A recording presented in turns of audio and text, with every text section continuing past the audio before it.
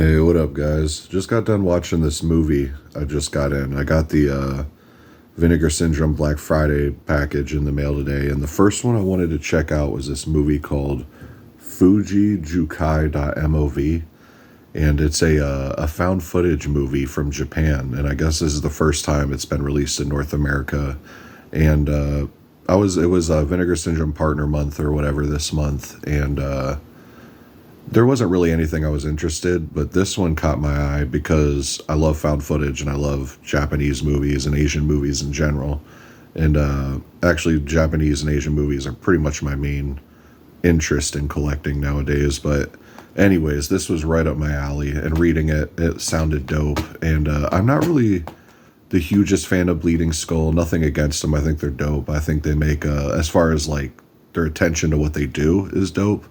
But the first few releases I bought from them, like Blood Lake and the Soul Tangler back in the day, I really didn't enjoy them. So I never really bought any Bleeding Skull titles after that. But this one really caught my eye. It has to be probably their first Asian movie, I would assume. But I don't know. But if they keep releasing stuff like this, I would be stoked. Like, I hope they release more Asian stuff or whatever, because there's so much stuff over there that obviously I've never seen or heard of that I'll always buy every time, and I'm really glad I blind bought this.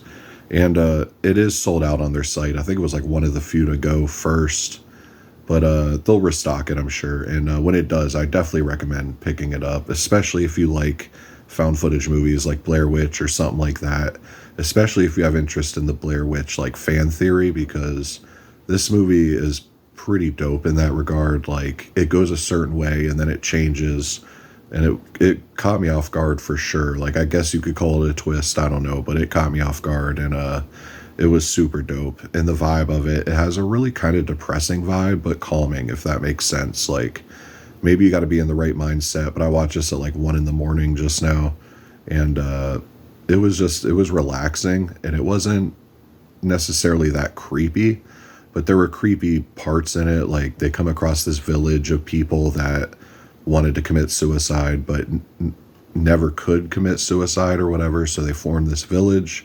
But yeah, this movie takes place in the suicide forest or whatever, the Sea of Trees, which is a dope name. But yeah, this girl here, she wants to commit suicide, and she ends up meeting up with these two friends who essentially want to watch her commit suicide. So they're going through this suicide forest, and the movie's really dialogue heavy, but I don't mind that at all. I love slow burns, and with found footage, you get that a lot of the times.